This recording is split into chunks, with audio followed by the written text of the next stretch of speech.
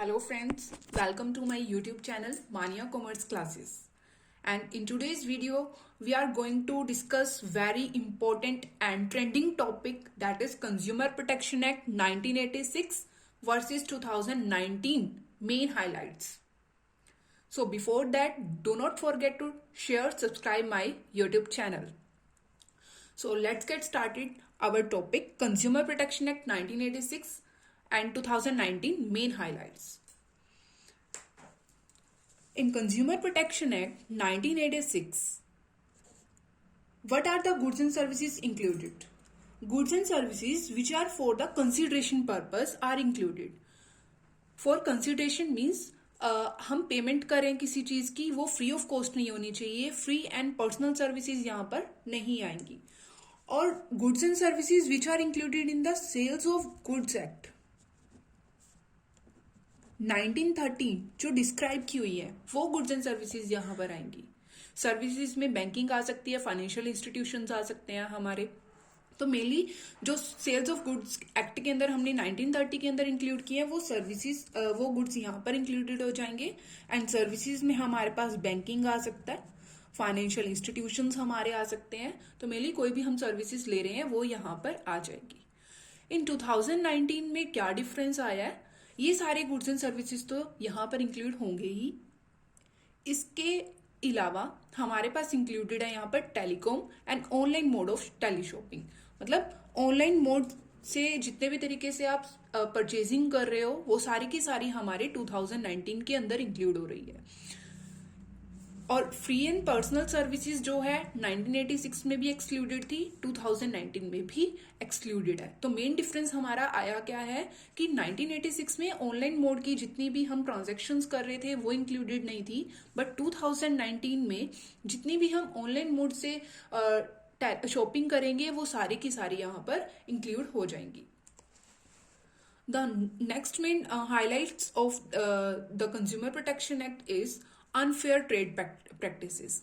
Unfair trade practices में हमारे पास क्या है, misleading and deceptive advertisement. Means 1986 में क्या इंक्लूडेड था, कोई भी अगर एडवर्टाइजर है अपनी एडवर्टीजमेंट में, प्रोडक्ट की एडवर्टीजमेंट के थ्रू अगर कोई अननेसेसरी क्लेम कर रहा है जो उसके प्रोडक्ट में एक्चुअली नहीं है, तो वो यहाँ पर इंक्लूड होता है.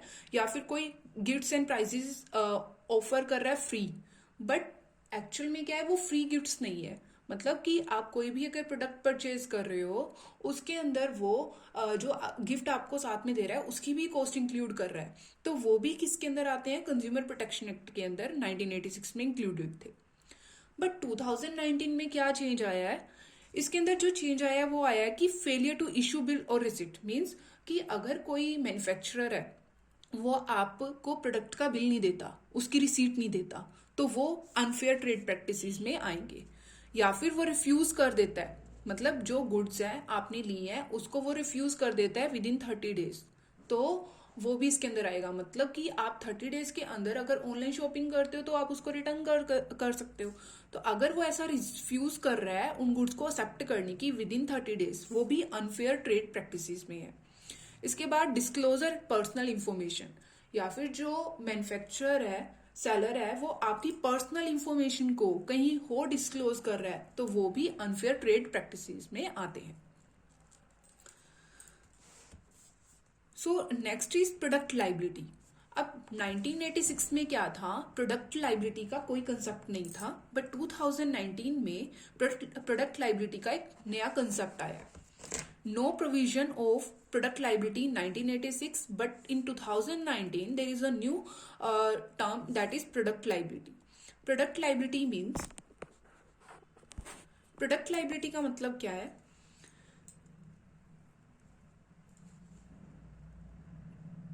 a person to make claim of product liability. कोई भी अगर एक पर्सन है वो क्या कर सकता है, क्लेम कर सकता है अपनी product liability against a manufacturer. मतलब आपके पास प्रोडक्ट का बिल है, आप उस जिस मैन्युफैक्चरर से आपने वो प्रोडक्ट लिया है उसके अगेंस्ट आप क्लेम कर सकते हो. क्लेम कैसे कर सकते हो, अगर जो आपने प्रोडक्ट लिया वो डिफेक्टिव प्रोडक्ट निकला, उसके अंदर डिफेक्ट्स थे, या फिर जो सर्विसेज थी वो डिफेक्टिव थी, तो आप उस पर्सन के अगेंस्ट क्लेम कर सकते हो. और क्लेम कैसे कर सकते हो कि अगर मान लो उससे आपको कोई पर्सनल इंजरी हुई है या फिर कोई इलनेस हुई है तो आप उसे क्लेम कर सकते हो, या फिर उससे कोई भी आपको इमोशनल हार्म आया है तो इस कंडीशंस के लिए आप क्या कर सकते हो, मैन्युफैक्चरर के अगेंस्ट क्लेम कर सकते हो। तो ये हमारा जो कंसेप्ट आया है ये आया है प्रोडक्ट लाइबिलिटी के अंदर 2019 के अंदर। ठीक है, बहुत अच्छा कंसेप्ट है प्रोडक्ट लाइबिलिटी का कि आप मैन्युफैक्चरर के रिगार्डिंग मैन्युफैक्चरर के अगेंस्ट आप क्लेम कर सकते हो उसकी प्रोडक्ट लाइबिलिटी का। ठीक है, next one is unfair contract. Unfair contract का भी हमारे पास एक नया कंसेप्ट आया है। अनफेयर कॉन्ट्रैक्ट का कोई भी प्रोविजन नहीं था 1986 के अंदर, बट 2019 में अनफेयर कॉन्ट्रैक्ट का नया कंसेप्ट लाया गया है।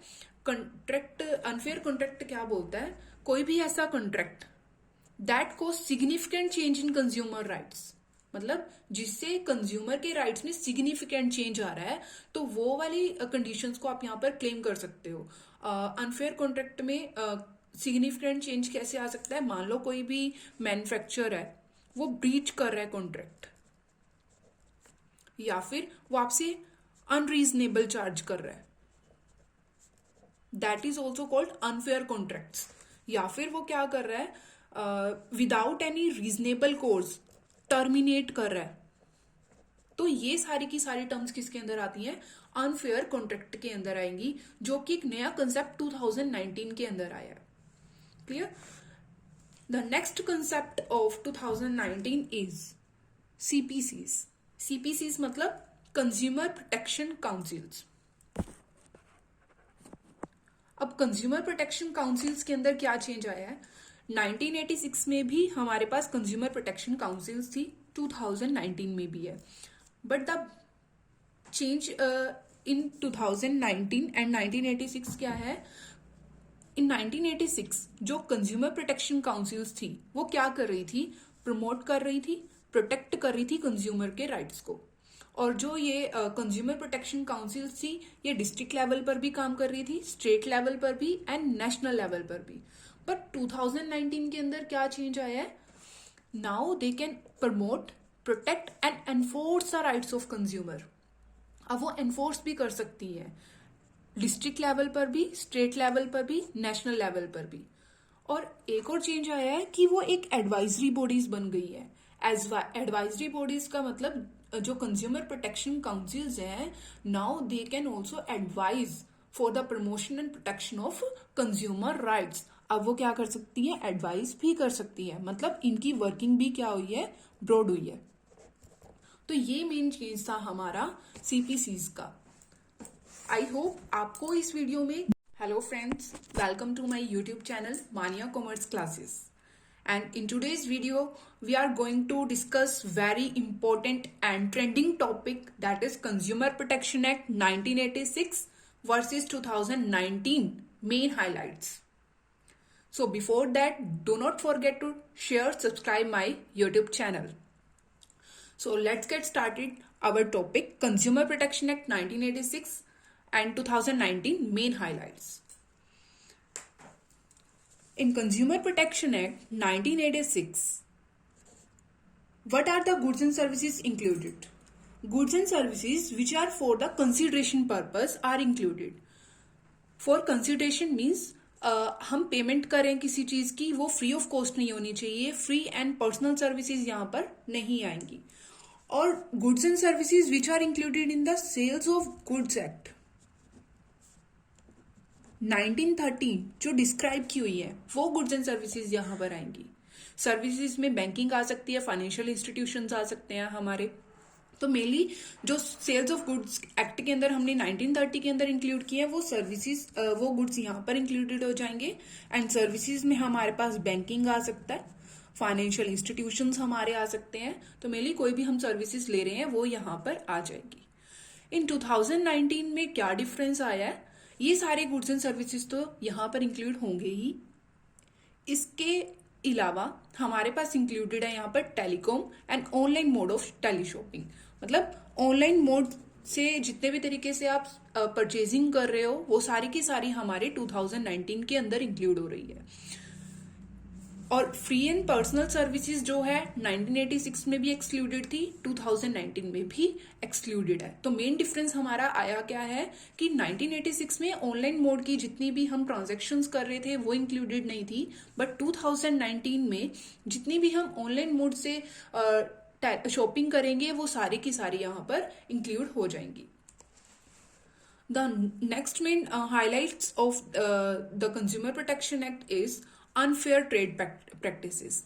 Unfair trade practices में हमारे पास क्या है, misleading and deceptive advertisement means 1986 में क्या इंक्लूडेड था, कोई भी अगर एडवर्टाइजर है अपनी एडवर्टीजमेंट में, प्रोडक्ट की एडवर्टीजमेंट के थ्रू अगर कोई अननेसेसरी क्लेम कर रहा है जो उसके प्रोडक्ट में एक्चुअली नहीं है तो वो यहाँ पर इंक्लूड होता है।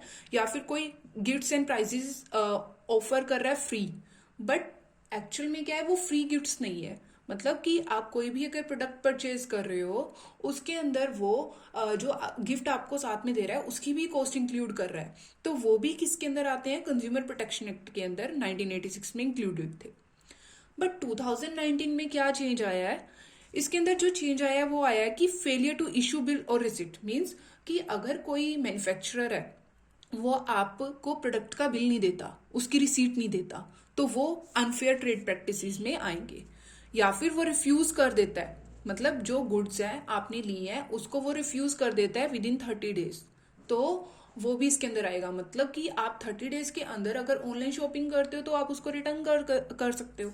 तो अगर वो ऐसा रिफ्यूज कर रहा है उन गुड्स को एक्सेप्ट करने की विद इन 30 डेज, वो भी अनफेयर ट्रेड प्रैक्टिसेस में है। इसके बाद डिस्क्लोजर पर्सनल इंफॉर्मेशन, या फिर जो मैन्युफैक्चरर है, सेलर है, वो आपकी पर्सनल इंफॉर्मेशन को कहीं हो डिस्क्लोज कर रहा है तो वो भी अनफेयर ट्रेड प्रैक्टिसेस में आते हैं। So next is product liability. अब 1986 में क्या था, प्रोडक्ट लाइबिलिटी का कोई कंसेप्ट नहीं था, बट 2019 में प्रोडक्ट लाइबिलिटी का एक नया कंसेप्ट आया। No provision of product liability in 1986, but in 2019 there is a new term that is product liability. Product liability means, product liability का मतलब क्या है,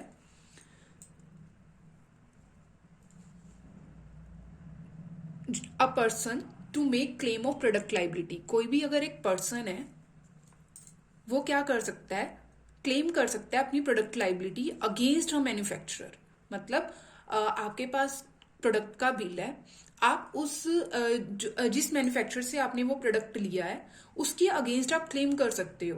क्लेम कैसे कर सकते हो, अगर जो आपने प्रोडक्ट लिया वो डिफेक्टिव प्रोडक्ट निकला, उसके अंदर डिफेक्ट्स थे, या फिर जो सर्विसेज थी वो डिफेक्टिव थी, तो आप उस पर्सन के अगेंस्ट क्लेम कर सकते हो।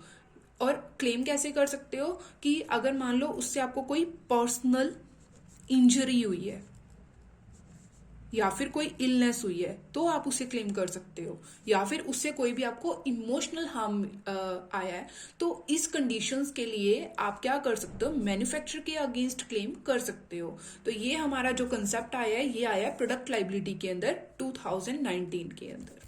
ठीक है, बहुत अच्छा कंसेप्ट है प्रोडक्ट लाइबिलिटी का कि आप मैन्युफैक्चरर के रिगार्डिंग मैन्युफैक्चरर के अगेंस्ट आप क्लेम कर सकते हो उसकी प्रोडक्ट लाइबिलिटी का। ठीक है, next one is unfair contract. Unfair contract का भी हमारे पास एक नया कंसेप्ट आया। अनफेयर कॉन्ट्रैक्ट का कोई भी प्रोविजन नहीं था 1986 के अंदर, बट 2019 में अनफेयर कॉन्ट्रैक्ट का नया कंसेप्ट लाया गया है। कॉन्ट्रैक्ट, अनफेयर कॉन्ट्रैक्ट क्या बोलता है, कोई भी ऐसा कॉन्ट्रैक्ट दैट को significant change in consumer rights, मतलब जिससे कंज्यूमर के राइट्स में सिग्निफिकेंट चेंज आ रहा है तो वो वाली कंडीशंस को आप यहाँ पर क्लेम कर सकते हो। अनफेयर कॉन्ट्रैक्ट में सिग्निफिकेंट चेंज कैसे आ सकता है, मान लो कोई भी मैन्युफैक्चरर है वो ब्रीच कर रहा है कॉन्ट्रैक्ट, या फिर वो आपसे अनरीजनेबल चार्ज कर रहा है, that is also called unfair contracts. या फिर वो क्या कर रहा है, without any reasonable course terminate कर रहा है, तो ये सारी की सारी टर्म्स किसके अंदर आती हैं, अनफेयर कॉन्ट्रैक्ट के अंदर आएंगी, जो कि एक नया कंसेप्ट 2019 के अंदर आया है। Clear, the next concept of 2019 is CPCs. CPCs मतलब कंज्यूमर प्रोटेक्शन काउंसिल्स। अब कंज्यूमर प्रोटेक्शन काउंसिल्स के अंदर क्या चेंज आया है? 1986 में भी हमारे पास कंज्यूमर प्रोटेक्शन काउंसिल्स थी, 2019 में भी है, but the change in 2019 and 1986 क्या है? इन 1986 जो कंज्यूमर प्रोटेक्शन काउंसिल्स थी वो क्या कर रही थी? प्रमोट कर रही थी, प्रोटेक्ट कर रही थी कंज्यूमर के राइट्स को। और जो ये कंज्यूमर प्रोटेक्शन काउंसिल्स थी ये डिस्ट्रिक्ट लेवल पर भी काम कर रही थी, स्टेट लेवल पर भी एंड नेशनल लेवल पर भी। बट 2019 के अंदर क्या चेंज आया है? Now they can promote, protect and enforce the rights of consumer. अब वो एनफोर्स भी कर सकती है डिस्ट्रिक्ट लेवल पर भी, स्टेट लेवल पर भी, नेशनल लेवल पर भी। और एक और चेंज आया है कि वो एक एडवाइजरी बॉडीज बन गई है। एज एडवाइजरी बॉडीज का मतलब जो कंज्यूमर प्रोटेक्शन काउंसिल्स हैं, now they can also advise for the promotion and protection of consumer rights. अब वो क्या कर सकती है? एडवाइस भी कर सकती है, मतलब इनकी वर्किंग भी क्या हुई है? ब्रॉड हुई है। तो ये मेन चेंज था हमारा सीपीसीज का। आई होप आपको आज का टॉपिक क्लियर हुआ होगा। तो इसके कुछ मेन हाइलाइट्स मैंने आज कवर अप किए हैं। नेक्स्ट पार्ट के अंदर हम इसके नेक्स्ट मेन हाइलाइट्स को कवर अप करेंगे। Thank you and do share, subscribe my channel.